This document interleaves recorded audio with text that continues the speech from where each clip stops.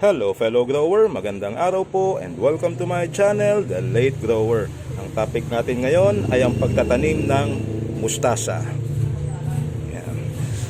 Ang buto ng mustasa po ay maliliit na gaya nito at ito ay kasing laki ng buto ng pechay.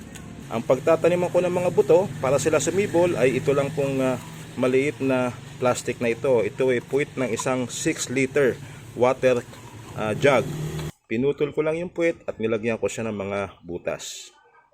Ang gagamitin ko naman sa kanyang pasibulan ng buto ay itong combination na ito ng coco peat at vermicast. So 50% coco peat at 50% vermicast po. Magkahalo na sila dito at moist na rin siya. Nabasa ko na siya ng konti. So lagay na lang natin. Ipat lang ng konti para mag-compact itong ating pagpapasibulan ng buto. Dahil hindi ko naman kailangan magtanim ng napakaraming mustasa, ay konti lang po ang pasisibulin ko. At ito na rin kasi ay by way of demonstration kung paano magpasibol, kung paano kayo makapagtanim ng buto ng mustasa. So ikalat lang natin yung kanyang mga buto para madali natin silang mapaghihiwalay pag pwede na silang ilipat sa kanilang permanenting container. Pagkatapos natin silang maikalat ay sprayan natin siya ng tubig. Pag nabasa na natin, takpan natin ng manipis lang. Kailangan po silang basain ng tubig gaya ng lagi ko nang nasasabi para mapabilis, para matulungan yung kanyang maagang pagsibol. Yan, manipis lang po ang takip natin and then sprayan ko rin siya ng konting tubig. Pagkatapos ay ilalagay ko siya sa loob ng plastic para magkaroon siya ng kumbaga greenhouse environment na matatawag. Pwede rin pong walang takip ito. Ilagay lang ninyo sa lilim kung maganda naman ang klima sa inyo, laging medyo malamig, pwede rin po yun. Ngayon, ilalagay lang natin to doon sa may liwanag pero hindi direktang nasisikatan ng araw at hihintayin natin siyang tumubo. Magkakaroon tayo ng susunod na video pag meron ng mga sumibol dito sa buto ng mustasa na ating ipinunla. So, see you in the next video. Hello fellow grower, update po tayo ng ating pinatubong mustasa. Ayan. Medyo tumatangkad sila, kulimlim ang klima natin, kulang sila sa liwanag ng araw, so medyo tumatangkad. Kaya naman para maiwasan ko yon, ililipat ko na sila ngayon sa kanilang permanent container. So pisahan na natin. Gagawa lang tayo ng butas dito sa, ito po pet bate lang yung ibang paglalagyan ko. Pisahan natin sa gilid ang pagkuha at ihulog natin doon sa kanyang butas. Medyo malalim po inumpisahan ko, hindi mataas or hindi puno ang lalagyan ng lupa. Para pagka siya'y tumatangkad, dadagdagan ko lang ng lupa uli. So ganun lang po ang paraan sa paglilipat, iisa-isahin lang. So hanggat maaari, kukunin natin syempre yung maraming ugat. Iwasan nating maputol yung maraming ugat ng ating mustasa seedling. Sa paglilipat ng seedling ng mustasa at kahit na po petsa, yan na po, siyempre ibabaon natin yung katawan. Pero at the same time, iiwasan natin na yung kanyang mga murang dahon ay sumayad sa lupa. So dapat po may space pa rin between the leaves and the soil. Okay, nailipat na yung karamihan sa kanila. So makita po tayo sa susunod na update ng ating mustasa in container. See you then! Magandang araw po. Today mag-update naman tayo ng mustasa na ating inilipat sa kanilang permanent container. So ganyan na po sila kalaki ngayon. And today magpe-fertilize po tayo. Sa pag-fertilize pwede po niyong gamitin ang hugas bigas halimbawa. Pero pag napapansin ninyo na ang dahon niya ay naninilaw, ay kailangan gumamit na kayo ng mas matapang halimbawa or mas malakas ang bigay na nitrogen kagaya ng urea na 4600.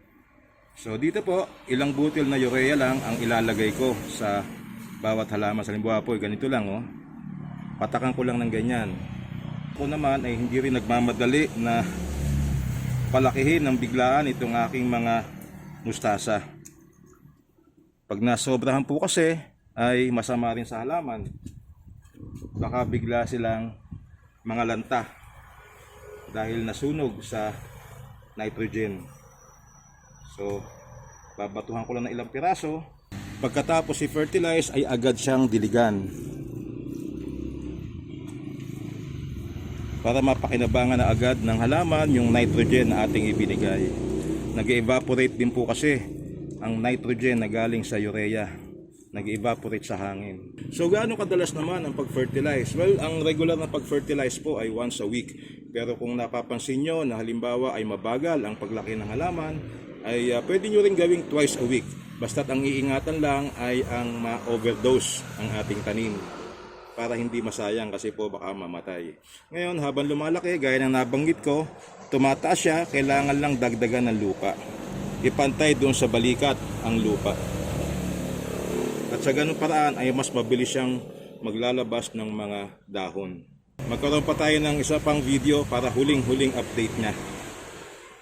Kita-kita po tayo sa susunod na video nito.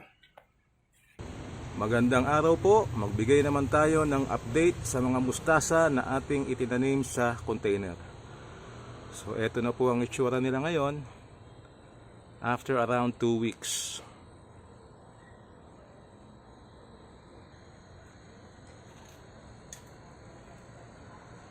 Malalaki na po sila. Yung iba medyo naiwan pa sa paglaki, pero in particular ito nakatanim sa hanging container na ito na malapad ang bunganga ay mas malalaki ang naging resulta.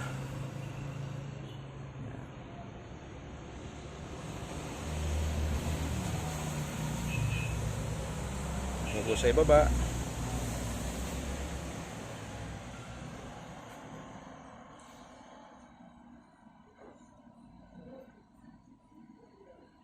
Naglagay ako ng fly trap kasi may sumisira sa dahon kagaya nito.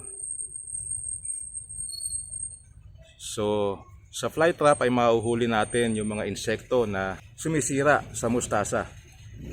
Napansin ko, paborito ring lapitan ng insekto itong mustasa eh. At marami ding nahuli, kagaya ng mga nakadikit na yan. Dito din. Pati na rin dito. Mas mabagal ang naging paglaki ng mga nasa pet bottle kumpara dito sa nasa hanging container na to. So ibig sabihin po niyan, mas gusto ng mustasa yung mas malapad yung kanyang pinagtataniman. Anyway, ang mustasa naman po ay hindi naman siya deep rooted, mababaw lang ang mga ugat. So kumakalat lang siya sa malapit sa ibabaw. So maganda kung pagtataniman ninyo ay mas malapad ang bunganga na container. Pero syempre, pwede pa rin tayo magtanim sa pet bottle kagaya ng nandito. Medyo madidelay lang ng ilang araw yung pag-harvest sa kanya.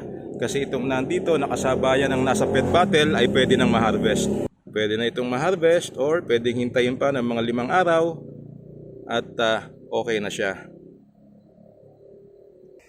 Sa pag-fertilize, ang ginagamit ko na lang sa kanya ay hugas bigas at compost tea. So dinidiligan ko lang po siya. Ginamit ko yung urea sa umpisa lang para matulungan siyang ma-establish agad. Pero pag ganito pong lumalaki na siya, naka-establish na, ay pwedeng hugas bigas na lang o kaya compost tea. Kagaya nito. Ito po ay compost tea. So dinidilig ko lang sa kanya. Dahil maliit ang ating container ay mapapansin na mabilis matuyo ang lupa nitong ating mustasa. Kaya naman bantayan lang po, dapat ang lupa niya ay manatiling moist. Meron pa akong iba na nandito sa ibaba. Ito po ay yung mga batch na hindi nailagay agad sa arawan. Ang mustasa, kailangan niya ng siya ay naarawan. Simula sa umaga, halimbawa hanggang tanghali, pwede na po yun, mga 6 na oras. Pag hindi natin siya napaarawan ng sapat na oras, ay babagal talaga ang kanilang paglaki. Isang tip para sa mga gustong magtanim ng mustasa, tanggalin na po natin kagad yung mga dahon na nasa ilalim na sumasayad sa lupa. Sila din naman yung naunang dahon at una rin namang matutuyo. Kagaya nito. Yan. Sa ganyang paraan kasi ay may encourage natin ang ating mustasa na mabilisang maglabas ng bagong dahon mula sa kanyang gitna. So ganyan lang po kadali kung paano magtanim ng mustasa kahit na sa maliit na container kagaya ng pet bottle. Kumpara sa mga nabibili natin sa palengke, halimbawa kagaya nito, ito po ay 10 piso na nabili ko ngayong umaga sa palengke. Doon sa buong batch na tinitinda ay lahat po ganito ang itsura. May mga butas-butas na siya at hindi na mukhang sariwa. Binasa na lang ng tubig. Kumpara naman sa ating tanim ay malaki po ang kaibahan pagka ang inyong i-harvest sa inyong bakuran ay sariling tanim. Sariwa, mas malasa at nakakasiguro ka na mas malinis. Sa pag-harvest naman ay pwedeng bunutin lang kagad natin ito. Or pwede rin na kunin lang kung ano yung kailangan natin. Halimbawa, yung malaking dahon, gupitin lang natin yung malaking dahon na nasa ilalim. At hayaan nating manatiling buhay ang ating mustasa para pag kailangan natin uli ay meron tayong pagkukunan.